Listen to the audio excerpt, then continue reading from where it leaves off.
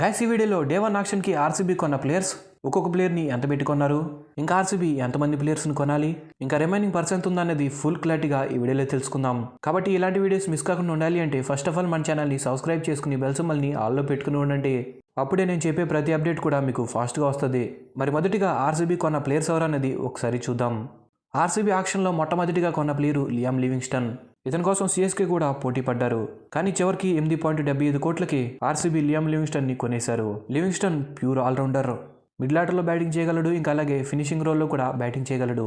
ఇంకా స్పిన్ బౌలింగ్లో of spin bowling చేయగలడు, లెగ్ స్పిన్ బౌలింగ్ చేయగలడు. ఆర్సీబీ ఇది మాత్రం రైట్ మూవ్ అని చెప్పాలి. ఖచ్చితంగా చిన్నస్వామి పిచ్లో మనోడు పర్ఫెక్ట్ ప్లేయర్. ఇంకా అలాగే ఐపీఎల్లో ఇతని విధ్వంసం మనం చూసాము. లాస్ట్ ఇయర్ ఐపీఎల్లో పెద్దగా పర్ఫార్మెన్స్ చేయలేదు, కానీ ప్రజెంట్ ఇతను ఫామ్ అయితే సూపర్గా ఉంది. ఇంకో ప్లేయరు వికెట్ కీపింగ్ ఓపెనరు పిల్ సాల్ట్. లాస్ట్ ఇయర్ ఎలా ఆడాడన్నది మనందరికీ తెలిసిందే. లాస్ట్ ఇయర్ కేకేఆర్ సక్సెస్లో మనోడి పాత్ర చాలా ఉంది. పవర్ ప్లేలో మంచి స్టార్ట్ ఇవ్వగలడు. ఎంత పెద్ద బౌలర్నైనా భారీ హిట్టింగ్ చేయగల సత్తా ఉంది.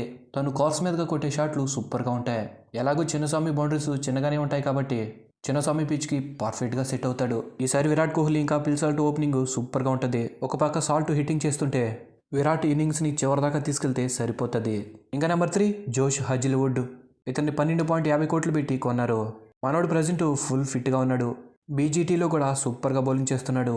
గతంలో ఆర్సీబీకి ఆడిన అనుభవం కూడా ఉంది. ఒక మాటలో చెప్పాలి అంటే సైలెంట్గా తన పని చేసుకుంటూ పోతాడు.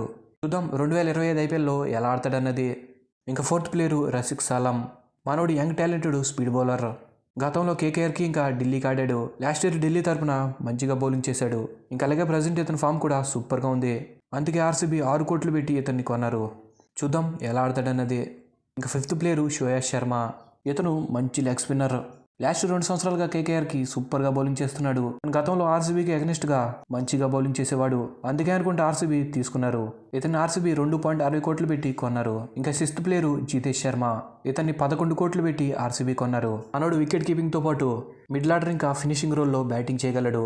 ఈసారి ఆర్సీబీకి ఫినిషర్లుగా లివింగ్స్టన్ ఇంకా జితేష్ శర్మ అని అనుకుంటున్నా. వీళ్ళిద్దరు గతంలో పంజాబ్కి ఎన్నో మ్యాచెస్ ఫినిష్ చేశారు. చూద్దాం 2025 ఐపీఎల్కి ఎలా ఆడతారన్నది. ఇప్పుడు ఇంకా ఆర్సీబీ రిమైనింగ్ పర్స్ వచ్చేసరికి 30.65 కోట్లు.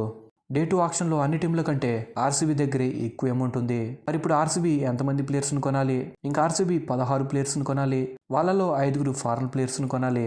చూద్దాం డే 2 ఆక్షన్లో ఆర్సీబీ ఎవరిని కొంటారన్నది. ఆర్సీబీ ఎవరిని కొంటే బాగుంటుంది అనుకుంటున్నారో కామెంట్ సెక్షన్లో కామెంట్ చేసి తెలపండి.